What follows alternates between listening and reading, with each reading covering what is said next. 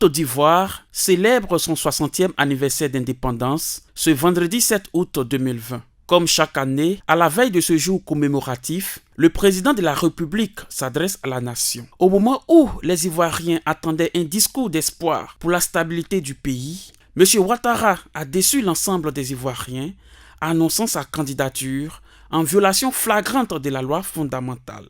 Face à cette situation, le vice-président du PDCI RDA, VI Bénard, donne une analyse profonde et appelle Ouattara au respect de la Constitution. Le PDCI fait deux observations. La première, c'est sur la forme de l'intervention de M. Ouattara. Je dis donc que la première observation, c'est sur la forme de l'intervention de M. Ouattara. M. Ouattara devait s'adresser à la nation hier dans le cadre de l'anniversaire, le 60e anniversaire de l'indépendance de notre pays. Il s'agissait là d'une tribune républicaine où le président s'adresse à toute la nation, pas seulement aux militants de son parti, c'est à toute la Côte d'Ivoire et tous ceux qui vivent en Côte d'Ivoire. Donc à ce niveau, il n'y a que des sujets qui intéressent toute la nation. Je ne dirais pas intéressés, mais qui préoccupent toute la nation. Dans cette démarche, M. Ouattara devait faire le bilan. Il a fait. Il devait poser un acte social. Il a fait. Même si à ce niveau, l'opposition dit que c'est vrai, un prisonnier en vaut un autre. Parce qu'un prisonnier qui retrouve la liberté, c'est une joie pour lui-même et pour sa famille. Mais il y a des prisonniers dont la libération impacte véritablement et considérablement sur l'atmosphère sociopolitique.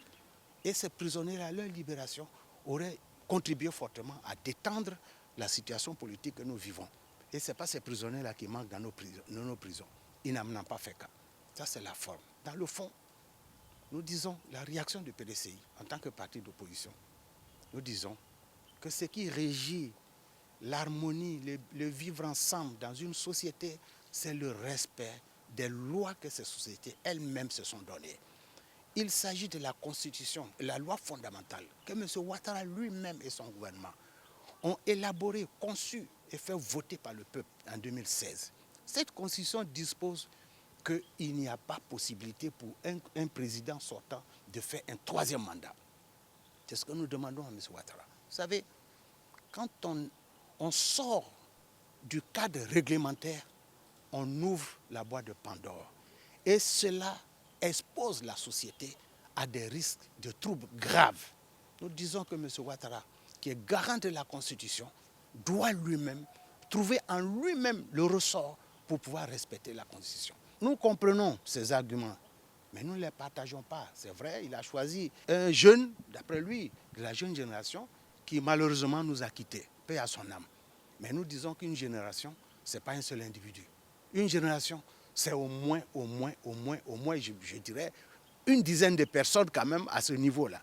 Mais qu'on perde un élément et qu'on soit à court de choix d'autres personnes, nous disons que vraiment cela est inconcevable. Mais le problème de fond, il demeure. Qu'il choisisse Pierre ou Paul, cela ne nous regarde pas. Nous avons déjà mis notre candidat dans le starting block. Nous attendons les autres adversaires qui remplissent les conditions, qui agissent dans le respect de la loi. Le problème que nous pose la candidature de M. Ouattara, c'est qu'elle est anticonstitutionnelle, elle est illégale.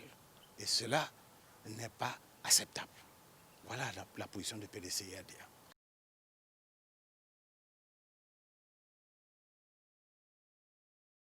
C'est hier nuit seulement, nous sommes le lendemain, à peine midi, que M. Ouattara a fait la déclaration. Nous allons nous retrouver au sein du parti, avec tous nos alliés, nos partenaires. Vous savez que le PDCI est dans une plateforme politique et avec des alliés. Nous allons nous retrouver et adopter la conduite à tenir. Mais seulement, vous devez savoir, à partir d'aujourd'hui, que tous les partis d'opposition sont d'accord que M. Ouattara n'a pas droit à un troisième mandat. Ça, c'est déjà le lien commun que nous avons. Maintenant, les méthodes pour faire appliquer cela, nous allons nous retrouver et puis adopter les mesures adéquates. Et nous, dans le respect réglementaire des lois.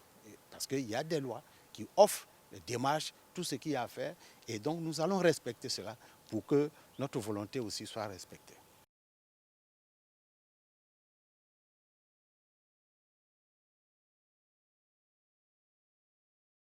Notre réaction, c'est que cela procède d'une interprétation sélective de la Constitution.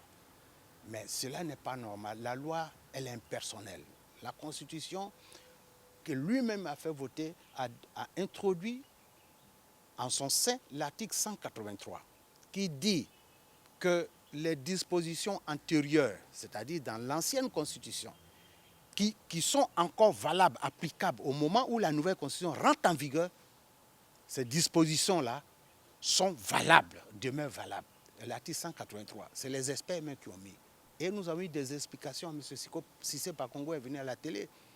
Et le ministre de la Justice, M. Sansan Kambile, qui est venu défendre cette Constitution au Parlement, il a dit cet article 183 interdit à M. Ouattara de se porter candidat.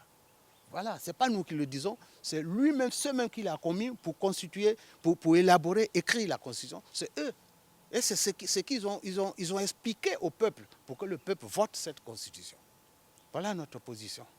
Donc, ce n'est pas une interprétation que nous faisons, c'est-à-dire c'est ce que la Constitution dit. Maintenant, que ces partisans disent que c'est une nouvelle Constitution, non, une nouvelle Constitution, s'ils n'avaient pas mis cet article-là, peut-être, mais l'article, il est clair là-dessus.